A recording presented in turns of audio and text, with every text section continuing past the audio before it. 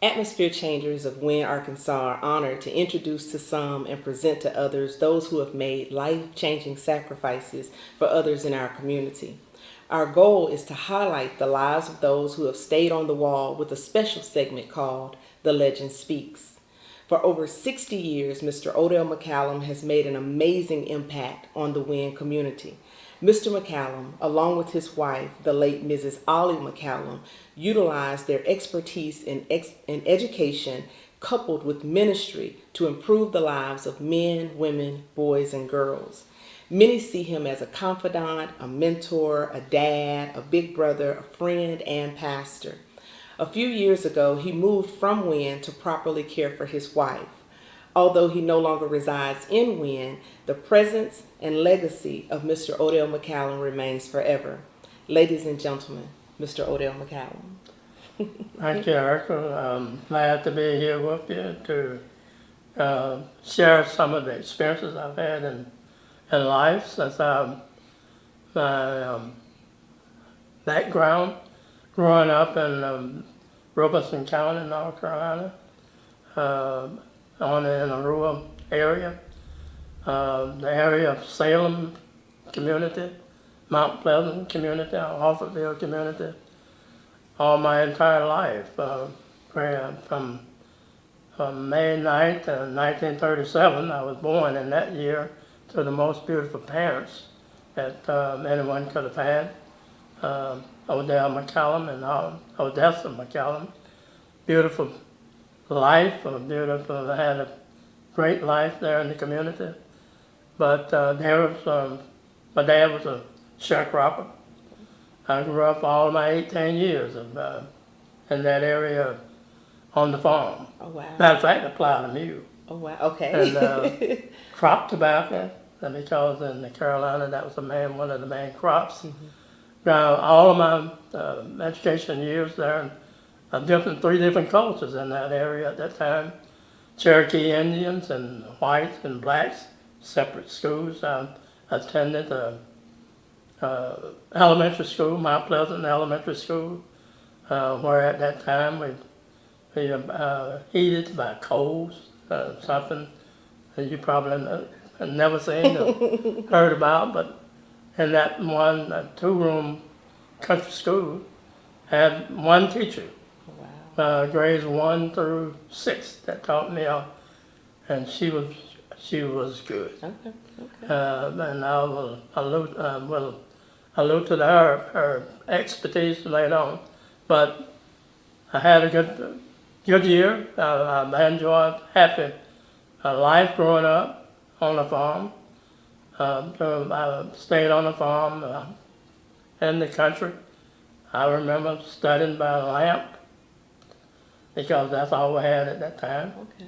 And afterward, we finally moved to an area that had electricity, but I had outdoor facilities until I graduated from high school. Wow. And therefore, I can reflect back, different things happened in high school. A few things in my class. It was a big class with 18 of us. But I was the first one. Okay. I was born in a family with them. There was 13 of us.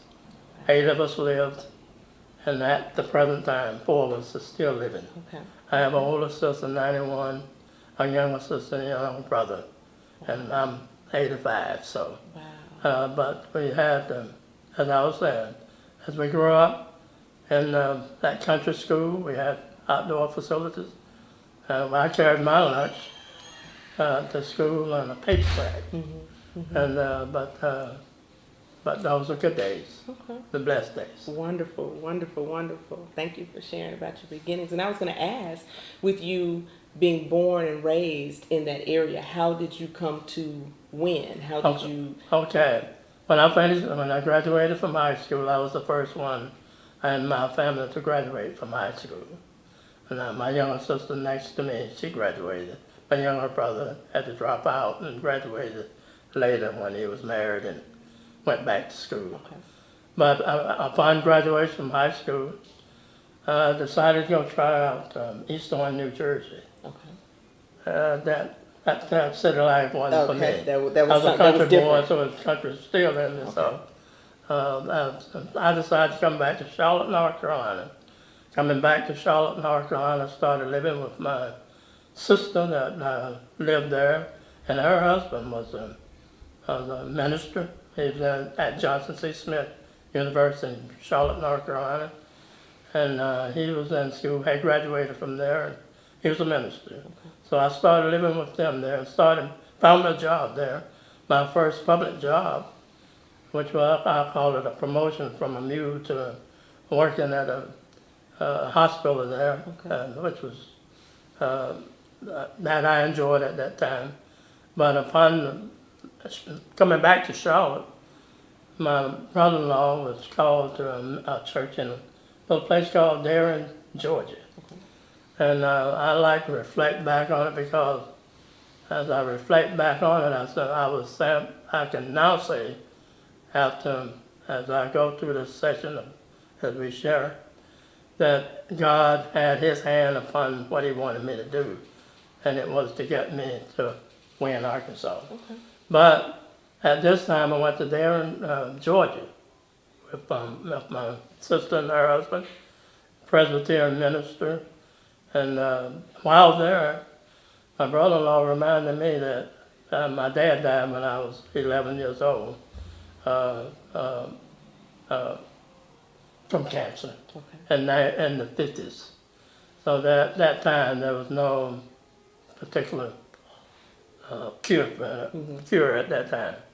But while I was in Darien, my brother-in-law reminded me that my dad had asked him to make sure that I would get a college education. Okay. And my brother-in-law was going, he held me to that. And so at this time he advised me that he thought it was about time that I would go back to college, go back to school. Okay. And so I ended up leaving there and going to Tuscaloosa, Alabama, Okay. at Stillman College, Presbyterian school there, and where I was there for 4 years. Okay. And upon 4 years, at the time that I was in Alabama, they transferred my brother-in-law and his family from there in Georgia to Forest City, Arkansas. Okay. So I'm coming from Carolina to Georgia, from Georgia to Alabama, from Alabama now to Arkansas. Yes. Because during the summer I would come from Alabama to Arkansas, Okay.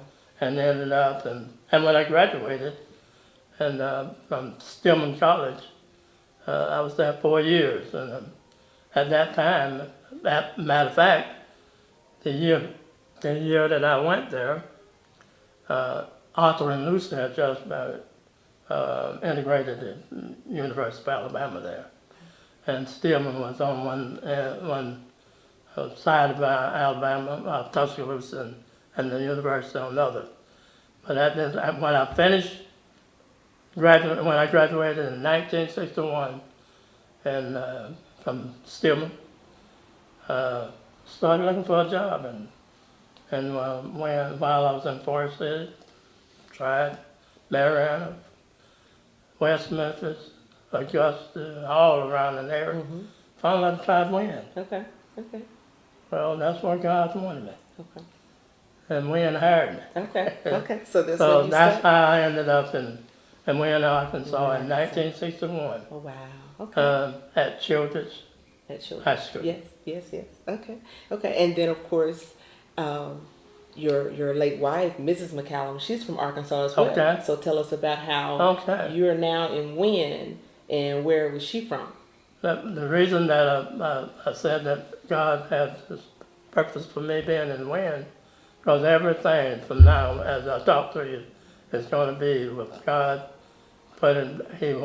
First of all, had me to come to Wynne because that's where, after I been in that classroom for 1 year, I was convinced then, because I can say this about the community in Wynne, the parents wanted their children to learn, they supported you, and I had that, and I had a strong feeling I wanted them to. Okay. be successful in life. Yes. And from that, I agreed then, I came to the mindset that this is my calling, this is my mission, so I'm going to give it my best. Okay. So right there in Wynne, Arkansas, I met my to-be wife, Beth, her best friend's husband.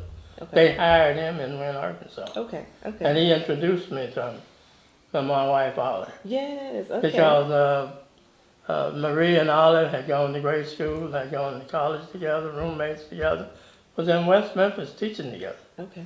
And so I tried to get in West Memphis because at that time, I didn't, well, when we had a short, one long, drawn out courtship, Okay. but we had, and then I married. We got married, and in '62. Okay. 62, right. Okay. And after that, I tried to get in a job in West Memphis where she was working. They didn't have it open. And so we finally had one in Wynne. Okay. And my wife didn't want, she really didn't want to come to Wynne. So she moved But- from West Memphis but- to Wynne. She agreed, we came on the Wynne together. And that's where God wanted us to be, because they're in Wynne. I can't, in the classroom, I stayed in the classroom there in Wynne for 5 years, Okay. went to assistant principal. And then at that point in time, we went on to build a home. We found a lot, and then we built a home on 603 F Street, where we stayed about 30-something years. Yes, I passed that address many days. And, many days. and, Very and familiar from with that, things going to happen in my life. The greatest thing that could, Sister Erica, the greatest thing that happened to me was that changed my whole life. That's why I know God wanted me in Wynne. Because at that same address that you know about, that's where my total life was changed Okay. to make me who I am. I found out why I was here. Yes. And my purpose of being here was to make a difference Yes. in the lives of people. And when that change came about, it was a radical change. I can't tell you what day it was, but I can tell you I was a changed man. Wonderful. And when that changed, I started doing things in Wynne, because at that time, when I went to Wynne in 1961, Wynne was a segregated community. Yes. And therefore, in the black school, we had split session. That means there was few, at that time, the black school was out for cotton picking time. Okay. But I want to say this or that. I can reflect back, that didn't affect the young black students at all. Because we were still turning out doctors, lawyers, and nurses and all. Yes. Because it goes to show that it's not about situation, circumstances, it's all about the focus. The focus. And when I got focused right, I started having a different mindset about Wynne, Arkansas. And that mindset was, I had promised God when He made that radical change in my life, changing me from a sinner to a saint. I made the radical change of saying, I'm going to love God and love His people and get to know Him for myself. And when I made that mindset, I started in the public school system. They first tried out freedom of choice. Okay. I can remember some of our black students went over to Wynne High School with freedom of choice. That meant, and they sent. I remember a couple of their teachers came to Children's, Okay. and a couple of hours went over. Went over there. But see, Okay. that was not.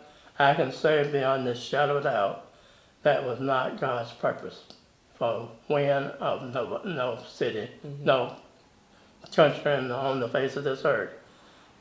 Therefore, my heart, when 1970 came about, that schools was integrated. And I was the first African American principal in that school district. Yes, yes. And I started then. I didn't realize what I was doing then. I was just only obeying the guidance and the Spirit leading me to go into the hospitals, go into the nursing homes, go into healthcare centers, Yes, praying for everybody. yes. I didn't go to looking for certain colors. I went praying for people. For people. And then God started giving me favor with people. Okay. And I started being, at one time, I was probably doing more white minister funerals than the average white minister. Oh, wow. Because Okay. they were not looking at who I, at my color. They were looking at the love that I had shown Right. to their loved ones while they was in that nursing home, in that hospital, in their homes. I went on in homes praying for them. Wonderful. So- Wonderful.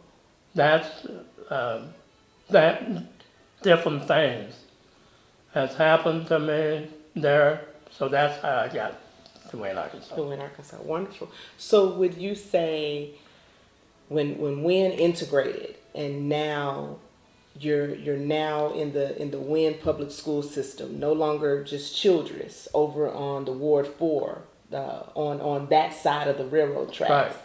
Share with us what type of eye-opening experience was that for you, or was it, was it because of who you were and who God was conditioning your heart to be?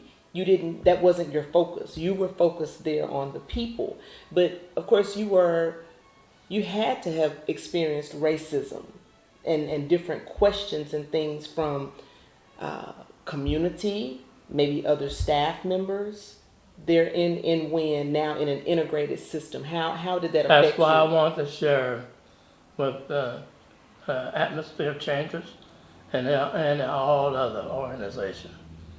When God changed me, it changed my whole perspective of life. Okay. And so when I became and God put me at the right place. Okay. It was at the kindergarten, first graders, second graders, because there, those little ones only looked at a principal. Yes. And I went there to the staff. I said, we're a family, and we're a family that's going to love each other. Okay. And I want every one of these children, because I'm the daddy, I want every one of them coming off that bus inside of this house, inside of this building, not one day, every day, feeling that they are loved Okay. by all of us. Okay. And that was my message. And then the staff started buying into it. Okay. I couldn't do that. Okay. That's an almighty. Okay. That was because I was showing unconditional love. Love. Okay. It didn't make any difference about nothing else. Yes. I had made my mind up that I'm going to love God, love His people, and get to know Him for myself. And Sister Erica, things started happening because during that time my wife had cancer, and God supernaturally and miraculously healed that girl of cancer Okay. because the doctors were baffled. Okay. Then on top of that, things happened in my life that in 2014, when they said I was dead, the whole community was praying. Okay.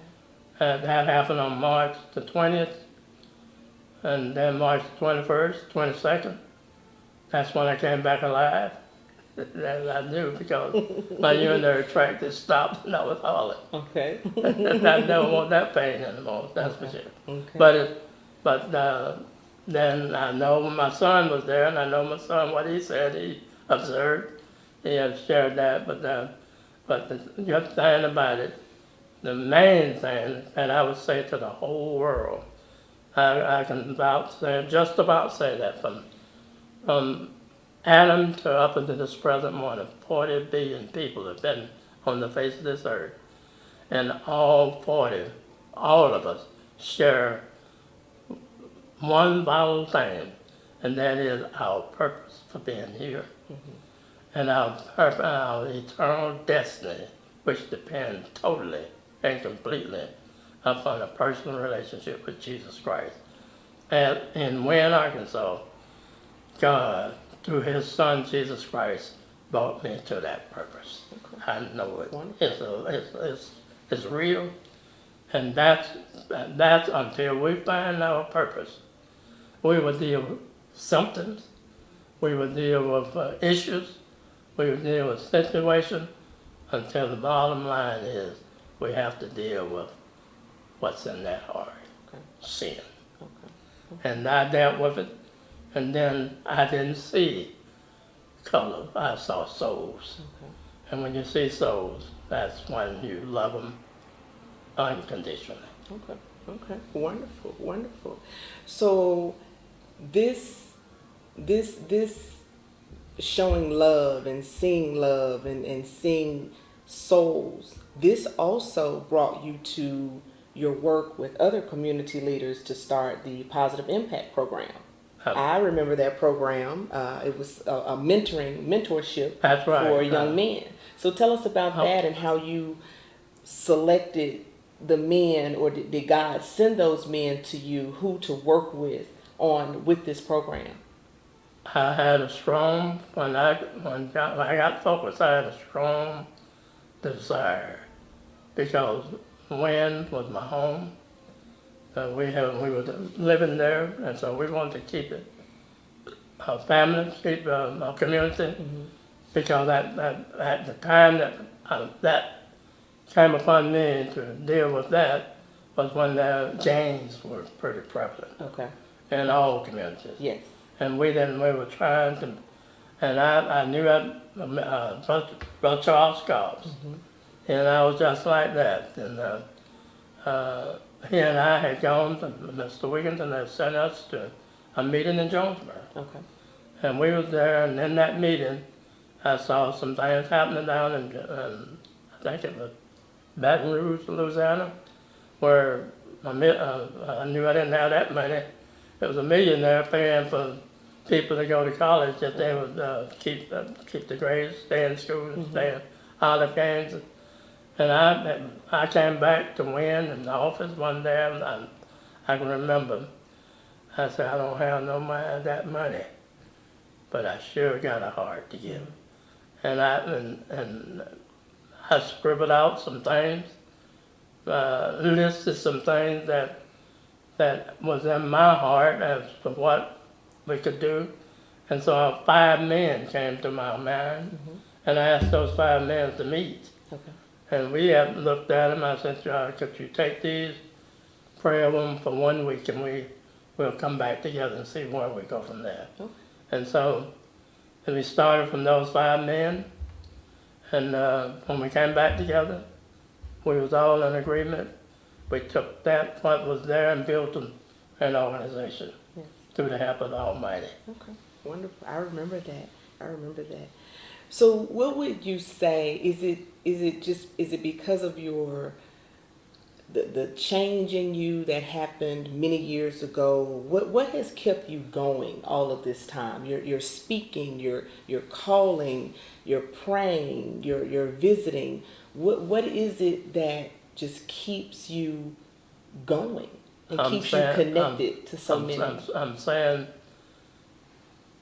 I wish I knew the date in Wayne, Arkansas, but I tell you what, I don't know the date, but I knew I was changed. And when that changed, I knew that it was real. And this is the kicker. When my wife got sick the last time, she had a stroke. And this was prior to the stroke. She was having some a little dementia problem. And I wanted her to be able to listen to spiritual worship service. And I knew that the evangelist Jimmy Swagger was on radio 24/7. Okay. So this particular morning, now and I was sincere.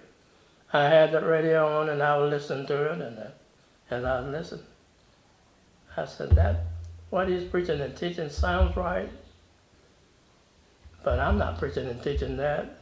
And I was just talking to myself. I said, if I need to preach and teach that, I won't know. I just have carried on the conversation one step. I don't know what date that was, but I can tell you this. The former mayor of Wynn was dying of cancer, Brother Bud Green, and I went up on Morningside Drive to pray for him. Mm-hmm. And I had worked with Miss Becky Weaver at the First National Bank when I retired, and she was dying of cancer, so I was coming on back to pray for her.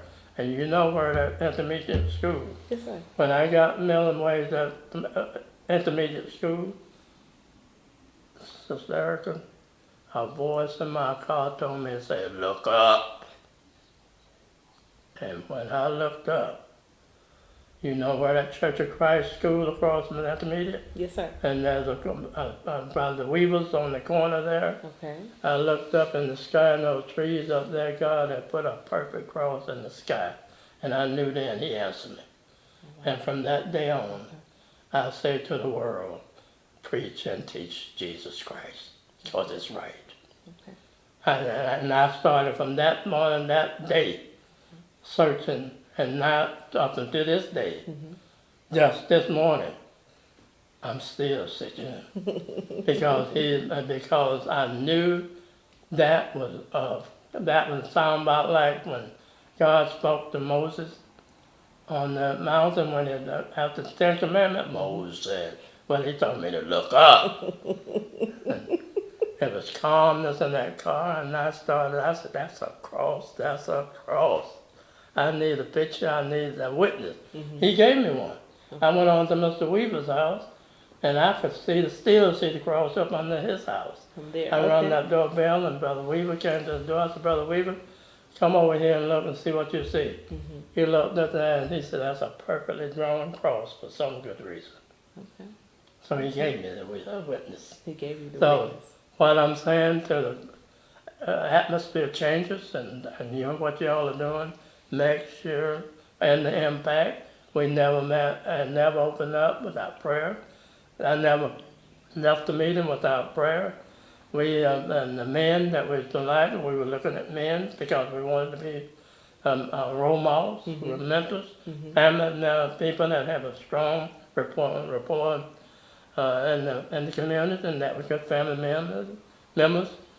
And then Charles Wimbush gave the name to it. Okay. Different ones did that time.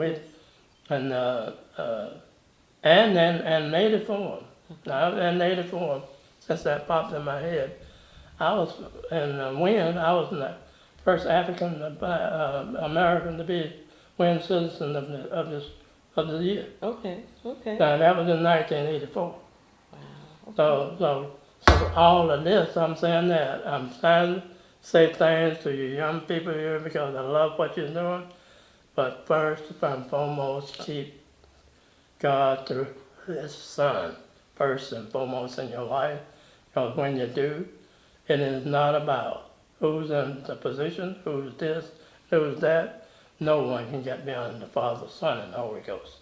When you do it right, He's going to touch the right people. Okay. Because I'm not saying it, I've witnessed it. Yes. Being connected to the right people so that your efforts move in the right direction.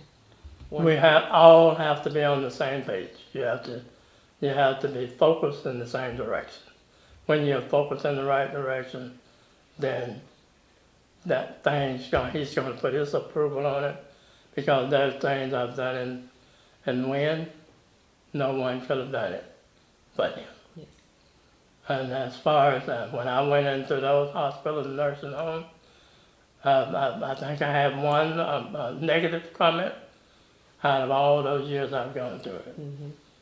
And I believe God allowed that negative comment to try to test me to see if that would deter me. If it was going to but it wasn't. That was so. But you knew He had told you to do. Yeah, you better believe it. You better believe it. Wonderful. Amen. Well, thank you so much for your time, Mr. McCallum. We love you and we appreciate you.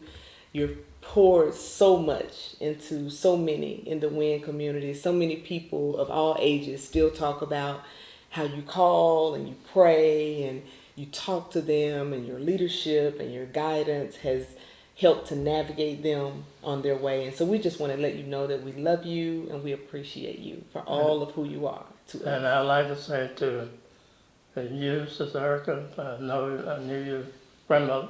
No, I used to go by and Yes, sir. pray for you, my grandmother, quite a bit.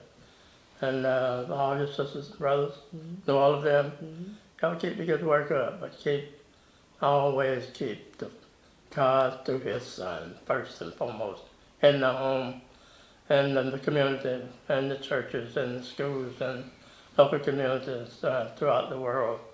Y'all just keep fighting the good fight of faith and know that God's grace is sufficient. All right. Amen. Thank you so much. Thank you.